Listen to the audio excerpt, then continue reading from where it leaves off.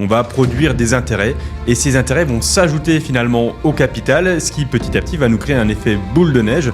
Il y a deux choses maintenant qui font mal aux intérêts composés, c'est les frais sur les placements et la fiscalité. Si en plus de ça, on applique une stratégie DCA, donc DCA c'est le dollar cost average, c'est-à-dire tout simplement qu'on va lisser les points d'entrée en faisant des versements réguliers.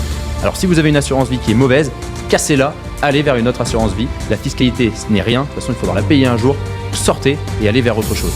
C'est ce qui va être le combo gagnant, entre guillemets, pour pouvoir optimiser au mieux vos placements. Et aujourd'hui, sur l'art de la gestion patrimoniale, nous allons parler d'intérêts composés et d'assurance vie. En effet, les intérêts composés grâce à l'assurance vie. Allez, on est parti Guillaume, on va parler d'intérêts composés dans l'assurance vie. On va déjà décomposer les deux termes, les intérêts composés et l'assurance vie. On va comprendre ensuite la méthode DCA et on parlera forcément de la fiscalité de l'assurance vie en cours de vie et en cours de transmission. Allez, on est parti. On commence déjà par expliquer ce que c'est que les intérêts composés parce qu'un certain Albert Einstein nous avait dit que c'était la 8e merveille du monde. Ouais, salut Jérémy. Effectivement, les intérêts composés, qu'est-ce que c'est? C'est tout simplement le fait que chaque année, si on investit, on va produire des intérêts et ces intérêts vont s'ajouter finalement au capital, ce qui petit à petit va nous créer un effet boule de neige qui est multiplicateur, qui va nous permettre tout simplement que les intérêts créés en année 1 vont à nouveau générer des intérêts en année 2, qui eux-mêmes généreront des intérêts, etc., en année 3, 4, 5, 6. Et ça, sur le long terme, effectivement, ça peut être considéré comme la 8e merveille du monde parce que c'est quelque chose qui nous permettra d'avoir non seulement du capital qui générera du rendement, mais du capital qui va générer du rendement et ces intérêts qui auront été générés vont eux-mêmes générer de nouveaux intérêts et à chaque fois, ça grossit, sans forcément qu'on ait besoin de rajouter du capital. Et on le verra en parlant du DCA, si on rajoute en plus du capital en même temps que les intérêts se génèrent eux-mêmes, eh bien, on va vraiment avoir un effet explosif en termes d'investissement, ce qui permettra sur le long terme d'avoir quelque chose de très sympa en termes de rendement et en termes de création de richesse. Et bien, si on prend un exemple simple, si on a 10 000 euros à 4%, ça fait donc 10 400 euros. Si on fait 10 000 euros à 4%, mais qu'on ne réinvestit pas ces 400 euros dans les 10 000 euros, on aurait donc 12 000 euros au bout de 5 ans, c'est-à-dire 400 euros tous les ans. Par contre, si on réinvestit les intérêts, eh ben on va faire 4% aussi sur les 400 euros. Et à terme, on aura donc non pas 12 000 euros, mais 12 166 euros. Donc les 166 euros ont été générés par les intérêts qui ont été réinvestis. On est bien sur des intérêts composés. C'est ça le principe des intérêts composés. Il y a deux choses maintenant qui font mal aux intérêts composés, c'est les frais sur les placements et la fiscalité. Nous, on va parler de l'assurance vie aujourd'hui car on a une fiscalité en cours de vie qui est juste exceptionnelle. On peut peut-être s'arrêter très rapidement déjà sur l'enveloppe assurantielle, l'assurance vie, et ensuite on va parler de la fiscalité. Ouais, l'assurance vie, je pense que c'est bien de reprendre ce côté un peu pédagogue sur le contrat d'assurance vie parce que bien souvent, les Français en entendent beaucoup parler.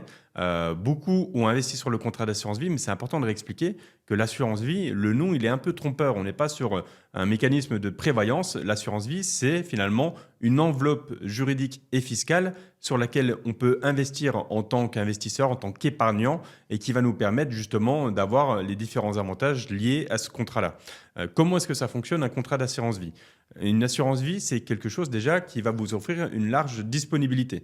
Votre épargne, vous pouvez l'investir et la ressortir, la récupérer à n'importe quel moment. On va voir qu'au niveau de la fiscalité, il y aura des différences en fonction que le contrat il est plus ou moins de 8 ans, mais gardez en tête que l'assurance vie, c'est disponible. Justement, la fiscalité, comment est-ce que ça se passe? Déjà, il faut retenir que tant que vous êtes à l'intérieur du contrat et que vous ne faites pas des rachats, c'est le nom qu'on donne quand on récupère l'argent sur un contrat d'assurance vie, eh bien, simplement, la fiscalité, on n'a pas besoin de se poser de questions, il n'y en a pas. Petite précision tout de même, il y a une fiscalité très légère sur les fonds en euros car les prélèvements sociaux sont payés au fur et à mesure du temps. Par contre, c'est vrai que c'est important de dire que si on est 100% unité de compte, comme tu le disais Guillaume, c'est la plupart de nos clients au final qui sont investis directement sur des actifs financiers à l'intérieur de l'assurance vie, effectivement, il n'y a aucune fiscalité tout au long de la vie du contrat. Ouais, et très bonne remarque, effectivement, sur la partie fonds euros, il y a un prélèvement qui est fait au fil de l'eau à prendre en compte, effectivement. Et donc, si on reprend le parcours, on est, nous, dans une stratégie de capitalisation avec des intérêts composés. Eh bien, l'assurance vie, quand on comprend le mécanisme de la fiscalité, du coup, ça s'y prête extrêmement bien parce qu'on va pouvoir avoir des intérêts qui sont réinvestis, qui eux-mêmes génèrent des intérêts, et ce, sans avoir de frottements fiscaux qui viendraient réduire justement l'impact de cette stratégie d'intérêt composé. Donc l'assurance vie, voilà, pour capitaliser, c'est exceptionnel. Et après, qu'est-ce qui se passe au moment où on veut récupérer son argent? Eh bien, quand on veut récupérer son argent, si on se trouve dans les 8 premières années de vie du contrat, à ce moment-là, ce sont les intérêts qui auront été générés, les gains tout simplement, qui ont été générés, qui seront fiscalisés. Et cette fiscalité, elle sera au PFU, c'est-à-dire qu'on va appliquer 30% sur ce que vous aurez gagné sur le contrat. Pour donner un exemple concret, si vous avez investi 10 000 euros et qu'après 5 ans, vous avez un placement qui est cata et vous avez toujours 10 000 euros, vous récupérez cette somme-là, il n'y a pas de fiscalité. Aucun gain, pas de fiscalité.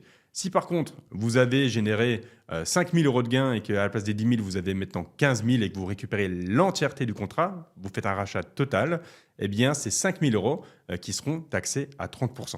C'est vraiment le mécanisme de base. Ça, c'est ce qui se passe avant le 8e anniversaire. Une fois qu'on a passé le fameux 8e anniversaire du contrat, on va avoir une fiscalité qui sera plus avantageuse. Plus avantageuse pour quelle raison? Parce qu'on a des abattements qui vont s'appliquer par année civile. Chaque année, on va avoir la possibilité de racheter sur son contrat. Je pars toujours du principe du rachat total, mais on peut aussi faire des rachats partiels, où on va être au prorata au niveau du calcul de qu'est-ce qui correspond au capital et qu'est-ce qui correspond à la plus-value. On achète une part de gâteau, donc forcément, Exactement. dans ce gâteau, il y a du capital et des intérêts. Exactement. Et donc, on va avoir des abattements chaque année de 4 600 euros si on est seul, 9 200 euros si on est en couple. Ces abattements, ils vont s'appliquer sur la part d'intérêt, justement. Donc, si je reprends l'exemple avec les 5 000 euros qui auraient été générés, on va être célibataire, on veut récupérer son argent. Imaginons qu'on fasse un rachat total. Eh bien, ce n'est pas 5 000 euros qui seront fiscalisés à 30%, mais c'est seulement 400 euros, puisqu'il y a bien les 4 600 euros d'abattement qui seront appliqués, pour vous donner un exemple. Et oui, donc c'est quand même assez intéressant parce que la partie impôt sur le revenu sera beaucoup moins importante après 8 ans. Effectivement, après, ça reste quand même négligeable parce qu'il reste les prélèvements sociaux à 17,2% qui sont dus, quelle que soit la durée de vie du contrat. Donc là, on est en train de parler de 10% d'impôts économisés, enfin de 12,8% d'impôts économisés sur une somme qui reste modeste. C'est pas grand-chose. Donc j'ai envie de dire que quand vous avez un placement qui est mauvais, sortez de ce placement de contrat d'assurance vie. Pourquoi? Parce que la plus grande chance que vous avez, c'est d'avoir une assurance vie qui gagne de l'argent, car les intérêts qui font des intérêts, on va le voir par la suite, c'est stratosphérique et explosif. Alors si vous avez une assurance vie qui est mauvaise, cassez-la, allez vers une autre assurance vie. La fiscalité, ce n'est rien. De toute façon, il faudra la payer un jour. Donc, sortez et allez vers autre chose. Sur les assurances vie, ce qu'il faut comprendre aussi par rapport à tous ces abattements et ainsi de suite, c'est qu'on a parlé, nous, des contrats qui étaient ouverts après 1998. Car oui, tous les contrats avant, surtout avant 91, il y a des dispositifs qui sont différents en termes de fiscalité en cours de vie ou de fiscalité en cas de transmission. Nous, on parle bien des contrats ouverts même, j'ai envie de dire, après les années 2000. Sachez qu'on est sur les contrats, il y a déjà plus de 25 ans maintenant, donc on est sur pas mal de contrats. Voilà, c'est important de comprendre que les intérêts composés, grâce à l'assurance vie, au final, les 10 000, comme tu l'as dit, s'ils deviennent 15 000, ils ne sont toujours pas imposés tant qu'on n'a pas fait de retrait. Donc les 15 000 peuvent devenir 16 000, les 16 000 peuvent devenir 17 000. En fait, les intérêts vont réellement générer des intérêts. Donc, c'est important de comprendre que l'assurance vie, c'est l'enveloppe par excellence pour capitaliser. Pour capitaliser, vous avez aussi 2 autres enveloppes qui sont intéressantes, mais qui ne cochent pas toutes les cases de la disponibilité, comme le plan d'épargne retraite ou des plafonds de versement sur le plan d'épargne en action et des dispositifs à l'intérieur du plan d'épargne en action qui ne permettent pas forcément d'investir sur tous les actifs financiers qu'il est possible d'investir en France ou dans le monde entier. Point important par rapport à ça, vous l'avez compris donc que les intérêts composés avec l'assurance vie, c'est totalement possible de les combiner. Donc là-dessus, on a un énorme avantage. Maintenant, j'ai envie qu'on parle de la méthode DCA qui, si on l'ajoute aux intérêts composés, à l'assurance vie, à la méthode DCA, on a vraiment quelque chose de magique. Et ouais, parce qu'on l'a dit au tout début, les intérêts composés déjà, rien qu'eux-mêmes vont pouvoir générer de plus en plus de liquidités parce que vous allez avoir des gains qui vont s'ajouter sur vos gains. Mais si en plus de ça, on applique une stratégie DCA, donc DCA c'est le dollar cost average, ça veut dire tout simplement qu'on va lisser les points d'entrée en faisant des versements réguliers. La méthode la plus simple, c'est par exemple de se dire tous les mois, on ajoute 100 euros sur le contrat de manière automatisée, ou 200 ou 500, ça dépend de votre capacité à épargner. Eh bien, si on ajoute ça aux intérêts composés, on va pouvoir avoir un contrat qui progresse d'une part par les intérêts, mais d'autre part parce que vous rajoutez du capital qui va générer de nouveaux intérêts, qui eux-mêmes généreront de nouveaux intérêts. Et ça, sur le long terme, c'est ce qui va être le combo gagnant, entre guillemets, pour pouvoir optimiser au mieux vos placements. En plus, le DCA, ça a quand même l'avantage de pouvoir diversifier sur des actifs un peu plus risqués. Quand on parle d'investissement, on doit parler de diversification, on doit parler de risque. Et quand on parle de rendement, c'est pareil, on a le couple rendement-risque. Donc si on a une somme initiale qu'on veut verser, eh ben on va peut-être diversifier au mieux en mettant une part de sécuritaire, une part d'obligataire, une part d'action. Sur le DCA, on peut très bien augmenter la part d'action parce qu'on a l'intérêt du lissage du prix moyen d'acquisition de ces actions. Et en plus, on va avoir une stratégie sur le long terme qui nous permet de s'exposer de manière un peu plus importante au risque. Et le risque sur les actions, c'est la volatilité. C'est le fait que vous puissiez avoir plus 10% sur une année et moins 10% l'année suivante. Mais sur le long terme, on sait que les actions, c'est ce qui permettra de générer du rendement. Et oui, et si on fait un calcul rapide pour vous montrer l'impact du DCA, 500 € par mois sur 30 ans, c'est à peu près 500 000 € de mis de côté. Donc c'est un demi-million d'euros. 1 000 € par mois maintenant sur 30 ans, un rendement de 6%. J'ai oublié de préciser le rendement moyen des actions en étant pessimiste, rendement de 6%. 1 000 € par mois sur 30 ans, c'est presque 1 million d'euros. Et maintenant, 2 000 € par mois sur 30 ans, c'est presque 2 millions d'euros. Je donne des montants qui paraissent tout à fait cohérents par rapport à vos situations. Vous pouvez également mettre 100 € par mois sur une trentaine d'années. Vous approcherez aussi les 120 000, 150 000 €. Et ça, c'est intéressant. Le rendement est à prendre en compte, c'est-à-dire que plus vous augmentez le rendement, plus les intérêts sont importants par rapport au capital. Et plus vous réduisez les frais, plus vous augmentez aussi votre rendement net. Et donc, plus vous avez des intérêts qui sont conséquents. Quand vous avez une assurance vie, vous devez regarder tous les facteurs qui vont gréver votre performance. C'est les frais, la fiscalité, qui est la même partout. Mais vous ne devez pas vous arrêter sur la fiscalité. Si vous avez une mauvaise assurance vie, sortez-en le plus vite possible. Vous l'avez compris, avant 8 ans ou après 8 ans, il y a 12,8% d'écart. Et en plus, quand les montants deviennent importants, il n'y a même plus d'écart parce que la fiscalité, elle est à 7,5% pour les montants importants. Donc, il y a 5 points d'écart, c'est-à-dire strictement rien. Donc là-dessus, j'insiste, l'assurance vie, pour avoir des intérêts composés, il faut avoir une bonne assurance vie et un bon conseiller en gestion de patrimoine ou un bon courtier ou un bon family office ou un bon banquier. Soyez bien accompagné et vous aurez l'assurance vie qui est la plus belle possible pour réussir enfin votre DCA en termes d'investissement sur les différents actifs financiers. Comme tu l'as expliqué avec la diversification, on va aller chercher principalement des actions car on fait une méthode de DCA qui réduit le risque dans le temps. Dernier point, l'assurance vie, c'est aussi une enveloppe magnifique pour la transmission. Et donc, encore une fois, les intérêts composés ne seront pas détruits par une fiscalité de transmission lourde. On aura une fiscalité extrêmement avantageuse. Est-ce qu'on peut très rapidement s'arrêter là-dessus ? Ouais, et en plus, depuis le début, c'est vrai qu'on parle du fait de faire des rachats, de récupérer l'argent, mais c'est pas du tout la notion qui est mise en avant sur un contrat d'assurance vie. Effectivement, c'est possible. Effectivement, ça peut permettre de financer sa retraite, d'avoir des revenus complémentaires, etc., tout ce qu'on veut. Mais l'assurance vie, c'est l'enveloppe ultime pour pouvoir transmettre. Sur un contrat d'assurance vie, vous avez ce qu'on appelle une clause bénéficiaire. Dans cette clause bénéficiaire, vous pouvez mettre qui vous voulez. Ça peut être votre mari, ça peut être votre femme, ça peut être vos enfants, ça peut être vos parents, vos nièces, vos neveux, etc. N'importe qui, même quelqu'un qui n'est pas lié par des liens familiaux avec vous. Chacun des bénéficiaires aura 152 500 € d'abattement.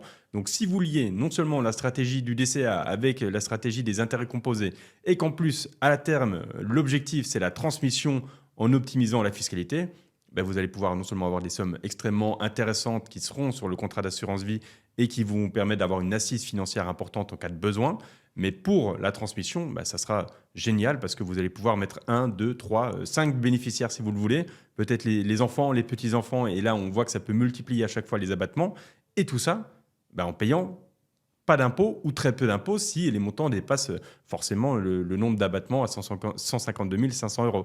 Mais l'assurance vie, c'est exceptionnel pour ça. Je précise également que cet abattement de 152 500 €, c'est l'article 990I du Code général des impôts. Et ça, c'est un abattement qui est disponible pour tous les montants et toutes les sommes que vous aurez versées avant vos 70 ans. Il faut bien retenir cet anniversaire des 70 ans, cette fois-ci, pour la personne et non pas pour le contrat. Tout ce que vous versez avant 70 ans, c'est exceptionnel en termes de transmission. Et même après 70 ans, on est sur un autre article qui va aussi être intéressant pour la transmission, avec un abattement global de 30 500 €. Et si on reste dans la thématique des intérêts composés, après 70 ans, ce que vous avez versé, si ça génère des intérêts qui eux-mêmes génèrent des intérêts, toute la part d'intérêt, elle sera totalement exonérée. Donc c'est vrai que c'est hyper intéressant pour la transmission, l'assurance vie. On l'a bien compris, donc ça veut dire que 2 parents avec 2 enfants, ils peuvent transmettre jusqu'à 610 000 euros, parce que 305 000 euros chacun, 152 500 euros par enfant, sans aucun impôt à payer en cas de transmission. Et ça, c'est quand même hyper fort. En plus de ça, on ajoute les abattements à 100 000 euros par parent et par enfant, Ouais. et on arrive à 1 million d'euros transmis pour une famille de 2 parents, 2 enfants. 1 million d'euros transmis. Alors, à partir de quel moment on se fait taxer en France? Il faut déjà avoir un sacré patrimoine, parce que si on l'optimise bien, effectivement, on a une fiscalité qui est ultra avantageuse. Ça, c'est important de comprendre que voilà, l'assurance vie, les intérêts composés tout au long de la vie du contrat, c'est génial. Et en plus de ça, ils ne seront pas démontés par une fiscalité en cas de transmission qui est lourde. On peut l'optimiser également. Merci beaucoup Guillaume pour cet épisode. On a fait le tour de la question des intérêts composés grâce à l'assurance vie et je pense que c'est plutôt clair pour les personnes qui nous ont écoutés. Merci encore une fois à vous d'être aussi nombreux à nous suivre. Merci encore une fois de vous abonner si vous appréciez notre contenu, de vous abonner à notre chaîne L'Art de la gestion patrimoniale sur YouTube, Spotify ou Apple Podcast, de liker, de commenter ou de partager. Vous le savez, vos simples notes 5 étoiles, vos avis, vos commentaires, vos likes, c'est ce qui nous aide à continuer à vous offrir un contenu de très haute qualité. Merci beaucoup à vous et pour aller plus loin, vous avez énormément d'autres épisodes qui sont disponibles sur la chaîne L'Art de la gestion patrimoniale.